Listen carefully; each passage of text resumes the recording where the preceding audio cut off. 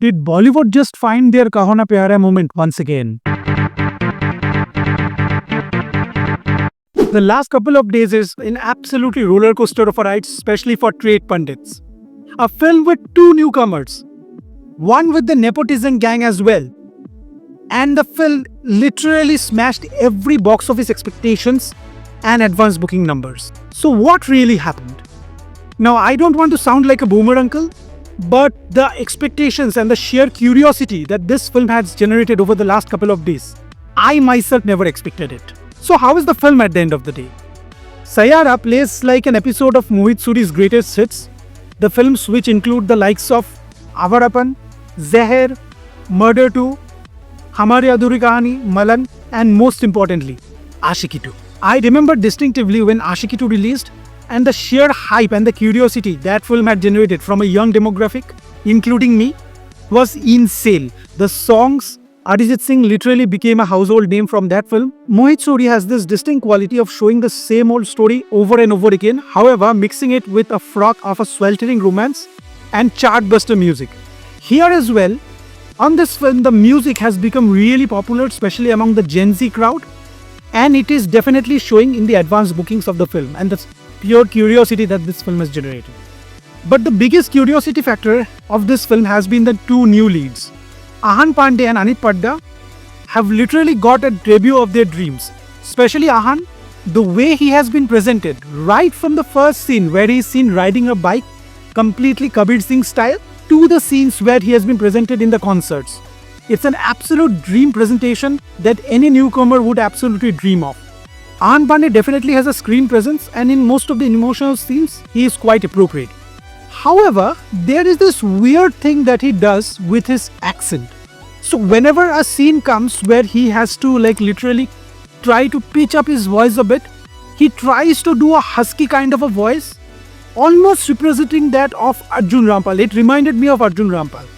Over there in those scenes, he looked a bit off. He might have to work on his accent modulation a bit. I'm sure he will do it. But overall, it's a great debut.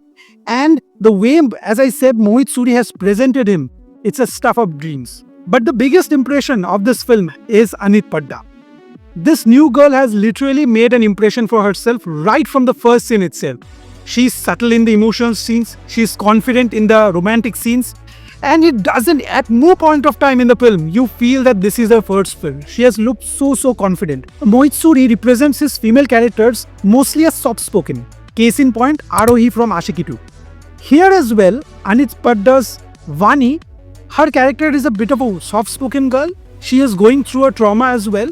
And over here, when two people meet, one is Vani and another is Krish, these two are poles apart from each other normally. However, it's the same trope that we have seen in Mohit Suri's films, that when two people meet, polar opposites to each other, they attract. You can almost call Ahaan Panday's character as a ticking time bomb. Aur bhai kabhi has bhi diya kar. So the two leads have performed absolutely brilliantly according to the role that they have been given, and at no point of time during their chemistry, and it's a sweltering chemistry at that, you will feel that it's their first film. So it's a fantastic debut. Now, is this a romantic film for the ages? Not really. There are scenes which have taken direct inspiration from Sanam Teri Kasam, a film like Rockstar, and Mohit Suri's own films as well. In fact, you can literally replace the best song of the film, the title song, and replace it with a Nadan Parinde from Rockstar, or even a Simbad the Sailor from Rock On, and it wouldn't matter at all. Also, I don't want to go into specific spoilers. However, there is a medical condition that has been shown in the film, and as bad as that sounds, the way that it has been presented and the situations literally defies logic. But when it's all said and done, is it a great theatrical experience? Absolutely. This film will hit differently among different age groups, like I said. The 18 to 24 demographics somehow would be able to connect to it.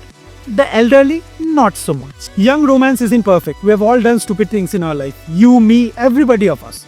It's when we become more elderly and more mature that we realize that those things are absolutely stupid.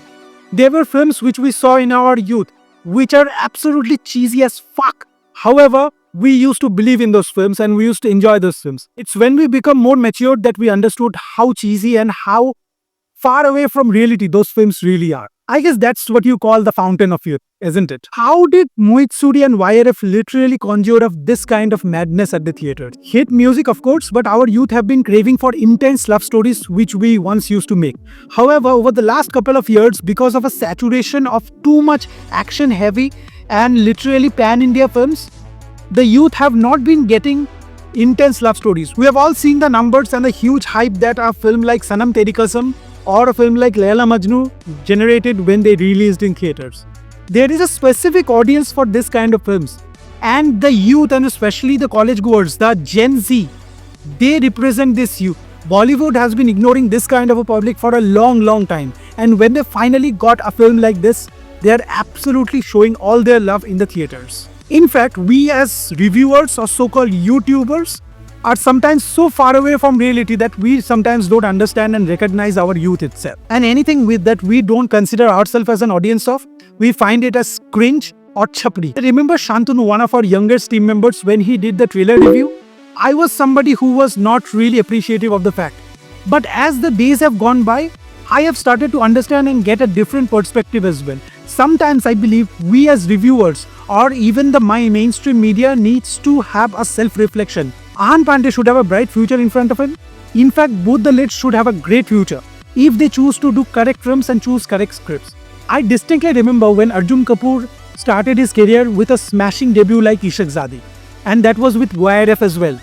However, the less we talk about his rest of the career, the better it will be. The industry might have found 2 new faces and 2 new stars, and the audiences are having an absolute ball at the theaters. And if that doesn't call for a celebration, I don't know what is. Do let us know in the comment section what was the theatrical experience like for Saiyaara. And if you found this video interesting, smash the like button. Have a great day ahead. Thank you for watching.